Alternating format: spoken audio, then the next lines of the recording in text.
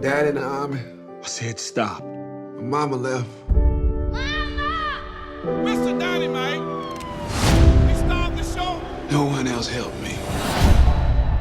No one else. James Brown!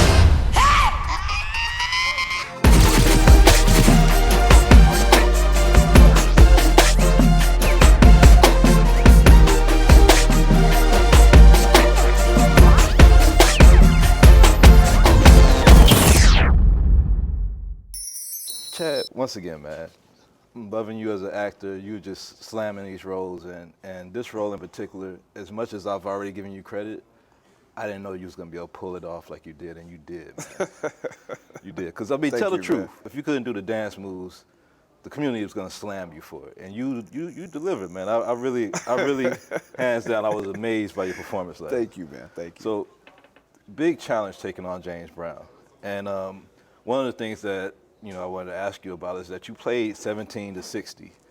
How was it when you had to put on that makeup and you had to look at yourself and what would be, portraying James Brown in an older age? But how was it just to look at yourself as an aged character like that? Well, first off, what a lot of people may not know is that his grandson was on set, and he had a picture of himself and James Brown later in life, and it sort of helped me to put myself in that mind frame. And he would just call me Granddad. Like everybody else was calling me Mr. Brown. He'd be like, "What's up, Granddad?" So that was probably the weirdest thing about changing into the older version of him. And I think what I tried to do is just sort of, go to the older black men that I know, my father, my grandfather, and pull from them. And they actually are from South Carolina. Yeah. James Brown grew up in Augusta.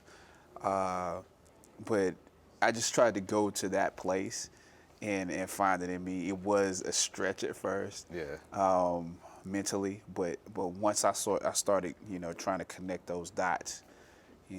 His grandson, my father, my grandfather, and James Brown himself, it just sort of made sense to me. Yeah.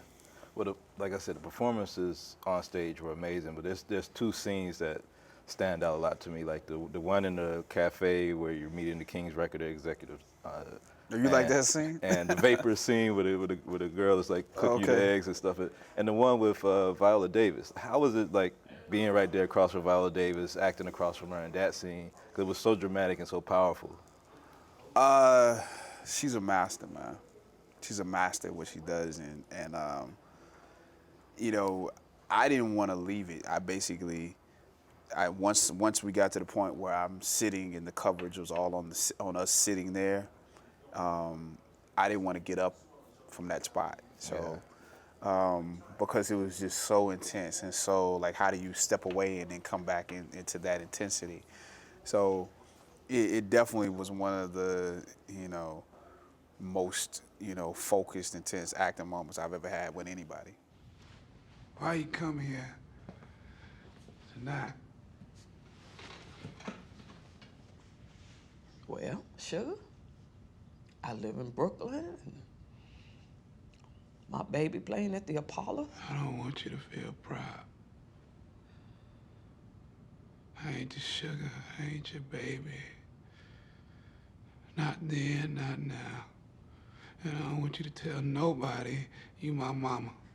It's me and you know that ain't true. Well, I ain't never want to be no mama. But you're inside of me. I carried you. I had you, so I chose you. You chose me. I chose you. I ain't need you. Turned out fine, 'cause I ain't need you. I look after James Brown, made sure it was okay. No one else. I know a lot of actors take parts of characters along with them after the movie's wrapped and everything, but James Brown has so many moving parts and so many things that he believed in. as far as you leaving that role and moving on, do you think you're taking part of that with you, for the rest of your life? Yeah, absolutely. Yeah, I mean, I'm taking parts of Jackie Robinson and parts of James Brown.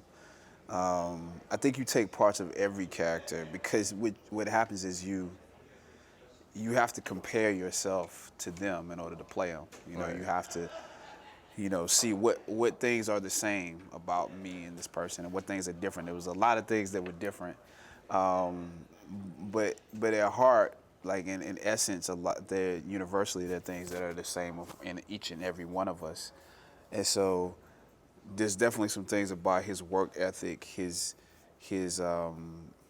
drive, and his confidence, his swagger. You wanna take those things with you, even if you can only take a little bit. You want to take them, and sometimes other things come up as well. So, well, keep doing it. You're watching BLACKTREE on TV, only on Soul of the South.